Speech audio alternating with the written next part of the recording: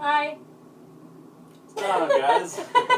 We're so awkward. Don't you ever flick my face again. We are back with the second half of the Q&A video, and we're sorry it took forever. We promised it to you like a day after we posted the first half, and now it's been like a month later. But we were busy, and he moved into college. And this is David. He's going to be drumming with us, and he's a cool dude. So he's going to come answer these questions with us that you guys left for us. So I guess we can get started. I'll let you answer the first question. Oh, boy. You can go first. Who are your biggest inspirations for music? Oh, man. Biggest inspiration. Luke Holland of The Word Alive. It's probably because he started playing when he was like 12. I started playing when I was 12, and he's like all self-taught, and he's like such a good drummer, and he's like only like 21, and he seriously plays with like the best drummers like in the world. Man, there's so many. I can name off like so many people. Thomas Pridgeon, Thomas Lang. Jeez, I'm not gonna say Neil Peart. People are like, oh yeah, Rush drummer, but like he's aight. But there's so many better drummers. Yeah, I guess that's my answer. Alright.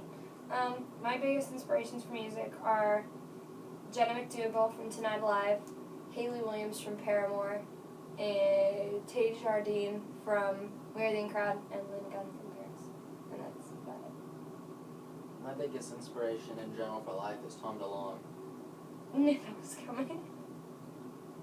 He's my spirit animal. I also like Sinister Gates. I got a lot of my personality from him, too. And myself.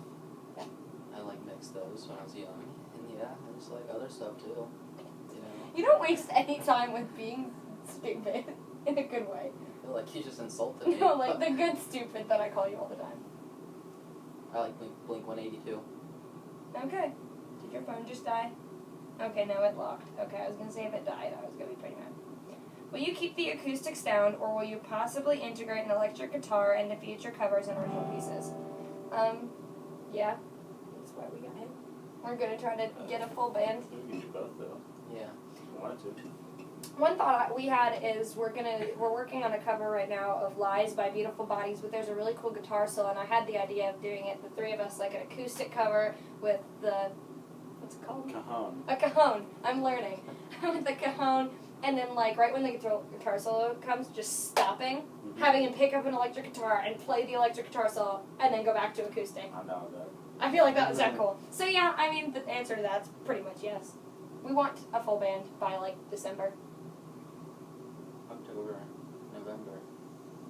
Those are the months. You're in college now. I'm glad you're learning your months. Thank you. I'm doing better. Do you have a name for your fans? We do. It came from our first. Yeah, it came from our first Q&A video. We said something about it. I made it up. Yeah, colorful people. And then a lovely girl on Instagram named Chance took that and created a fan page for us. Right on. Called Colorful People. So if you're not following that fan page that Chance came up with, you should go follow that because I know she works hard and she's a very sweet girl and we love her very much. What was the first, this is a good question. What was the first instrument you've ever played and the first song you knew how to play? Okay, well, drums. Let's see. What is it? Nirvana. Was it In Bloom? Yeah, that's it. Yeah. Yep. The first instrument I learned how to play was cello.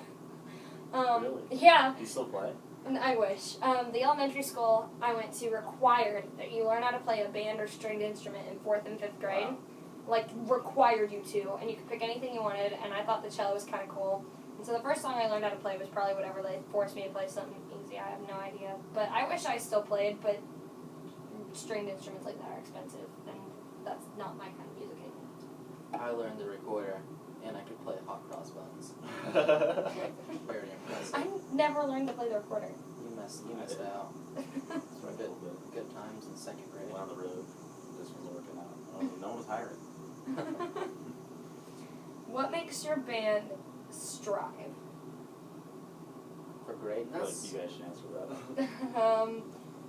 mine was always just like, I don't know, I always think about doing something other than music as a career and it makes me feel sick. Yeah. I don't really, I mean, I have a backup plan, but I don't hope to do it. I mean, it's just that kind of fear that this won't get any bigger than this, I think. I agree. Okay. That's my I consensus. concur. We concur. Do you have more than one copy of your EP, and if so, how much are they? I know why that question was asked, because I posted like a picture of me holding our EP. We had like 10 physical copies, but the printing is expensive, because ink is expensive. And so now the copies we have left, we just kind of save them for like friends and family.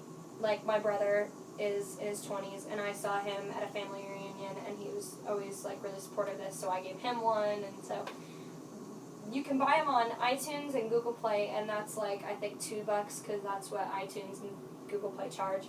But we don't have any more physical copies to give to you guys. Maybe in the future. Probably. Yeah, probably. Yeah. How long does it usually take to write a new song? Have you ever written a song? I've never written like a full like lyrical song. I can write like little riffs on the guitar, but I don't know. Like Maybe I should demonstrate. It's like right now. It's like I dare you. Pick up your guitar and write a something. song real quick. Write just like a little riff real fast. okay, a little riff. You play that all the time. Fine, I'll make something up.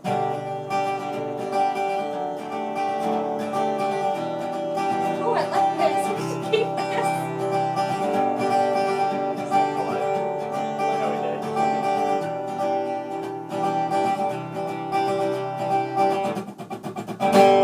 And then you could be like verse. So the answer to that question is sometimes not long. Yeah. Turn Around, which if you haven't heard is one of the songs on our EP, I wrote that in like 15 minutes. I wrote the lyrics in like 10, and then I sat down when I got home from school and wrote the whole song, start to finish, with music, 15 minutes. But then Something Wicked took like 4 days. Yeah. It just depends. Your phone keeps locking and it's pissing me off. I'm sorry.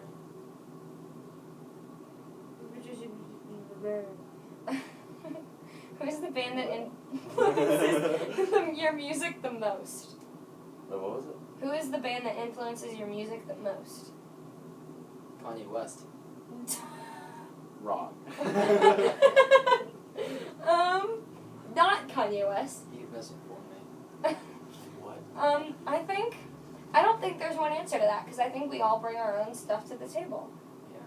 Because I know you like a lot heavier music, like The World Live and some other stuff, so I'm sure you'll bring a little bit heavier sound. Mm-hmm. He's into really stuff with like a lot of prevalent guitar, so I'm sure he'll bring that, like a lot of You read my mind. Van Halen, Def Leppard type guitar, wanting to bring that to the table. And then I'm big into like really, really powerful voices, so like Brendan Urie from Panic at the Disco and Patrick Stump from Fall Out Boy, and I'll bring that aspect. I don't think you could ever say one band influences you. Yeah, I agree.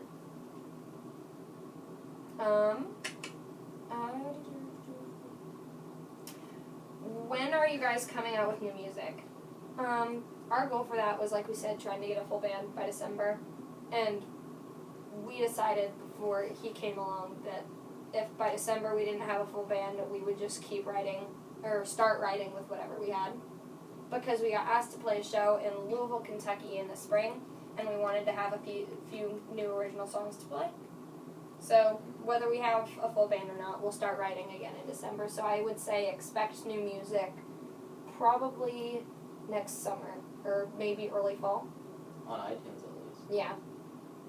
Yeah. Who do you think you sound like as a band? I think we sound like Setting Color. Good Yeah. answer. We don't sound like anybody else besides ourselves, because all we are is ourselves. Philosophical. I wasn't gonna. You think I was gonna hate you? Yes, I did.